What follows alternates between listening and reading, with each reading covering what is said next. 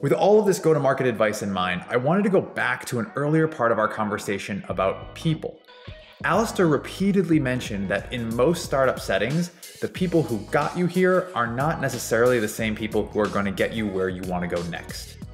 And admitting that to yourself and to your company is an important part of getting past the walls and stalls of growth. Yeah, you're always hiring for the next phase of growth. I tend to think in terms of tranches of 10 to 15 million in scale.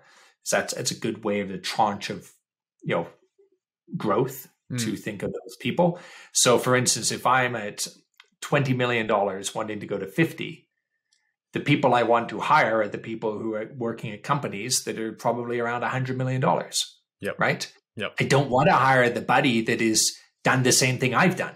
Right.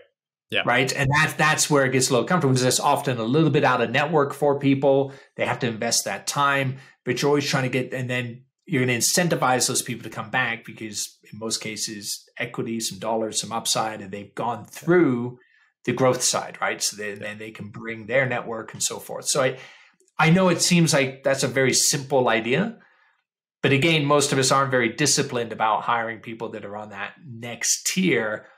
Or would they do the opposite? Instead of going at 20 million to the folks that are at the 100 million, they jump straight to the billions. Yeah. Right? Like I give them because these people are massively experienced. Right. And where that goes wrong is, I call it the, most of our business cards are digital these days, but it's the business card issue. And so what do I mean by that? A lot of people, when they work at big companies, they get lulled into assessing their own success and contribution based upon all the access they have, all the success they're having, without the realization that when I have, one of the top tech companies' logos on my business card, a lot of people are going to talk to you. Mm-hmm. They may not like it, but they do because they kind of have to. Yeah. And then they come from there and they come to the, a lesser known brand company. And suddenly they go, well, hold on, why don't these people want to talk to me anymore? Why don't my fellow engineers want to come with me? Why don't my fellow salespeople want to talk anymore? Or the clients here don't want to talk. And it's because they didn't realize that the brand they were at gave them massive equity and success in terms of what they did. And I'm not saying that's universally true. There's always exceptions.